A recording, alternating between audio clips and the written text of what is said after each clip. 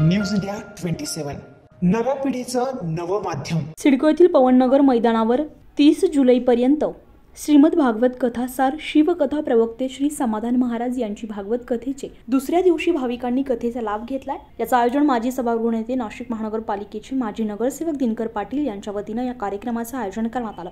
यावेळी पूजन करून कथेच्या दुसऱ्या दिवशीचा प्रारंभ झालाय. माजी नगरसेविका लता काकू पाटील, प्रतिभा पवार, सामाजिक कार्यकर्ते गोविंद घुगे तसेच विविध मान्यवर उपस्थित होते. दीप प्रज्वलन करण्यात आलं होतं. यावेळी कथेसाठी परिसरातील भाविकांनी कथेचा लाभ. त्याचा मित्र त्याला काय म्हणतो, मर्द आहेस का कोण आहेस? आपल्यासाठी पैसे आहेत का पैशासाठी आपण आहे? अजून कमवू. मग ते सहन करतं एका दिवशी छाती चमकत जातं मारून काढ. म्हणून हृदय असं मोकळं ठेवा, हृदयावर दडपण ठेवू नका. पण द्रौपदीच्या डोळ्यातल्या पाण्याला वाट करून द्यायची कुठं करायची ना? ऐकता सगळे राम. एकटी एक द्रौपदीच अशी आहे महाभारतामध्ये की जिला कृष्णाच्या घरामध्ये जायला परवानगी घ्यावी लागत नाही. डायरेक्ट गेली. ऐकता? देव पूजा करत होता. देवपूजा करत होता. काय म्हणतोय मी? म्हणा एकदा. देव पूजा करत होता. देवपूजा करत होता. देव पूजा करत होता. देवपूजा करत होता. तुम्हाला अजून मेळ लागा ना? हे असे बस द्या. देव पूजा करत होता आणि देवपूजा करत होता. आता सगळे बसलेले म्हणतात देवाला कशाची पूजा?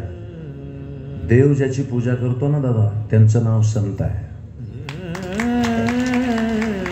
हो, अशी देवाची पूजा चाललेली आणि द्रौपदी मागून जाते आणि फक्त शेजारी जाऊन उभे राहते. अशी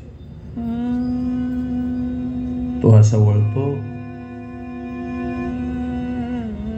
द्रौपदीला लाडानं कृष्णे म्हणायचा. तो कोण? कृष्ण. काय म्हणायचा? कृष्णे. बहीण होती ना त्याची. कृष्णे, आज अशी तू उदास दिसते.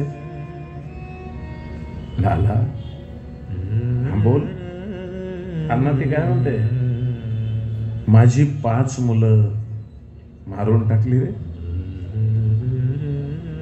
आई आहे ती.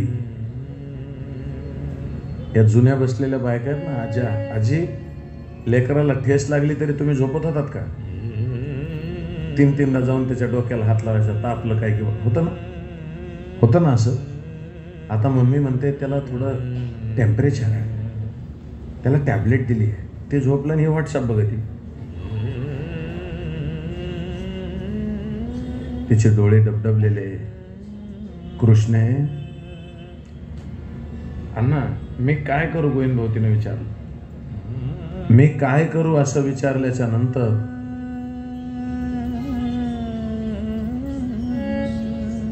कृष्णाला द्रौपदी काय म्हणते माहित आहे? मला पक्क माहित आहे लाला की या सगळ्या घटनेत तुझाच हात आहे. माझी लेकरं तू मारलीस. कोण म्हणते? द्रौपदी. कृष्णाचे डोळे डबडबले. मी कसं काय मारू शकतो? ती काय म्हणते? हरी, तुझ्या इच्छेशिवाय जगात काय होत नाही ना. मग आता कृष्ण काय म्हणतो? अण्णा, अगं जे जन्माला आले त्याला मारावंच लागतं, तू रडते कशाला? तर त्याचं उत्तर देताना ती काय म्हणते माहित आहे?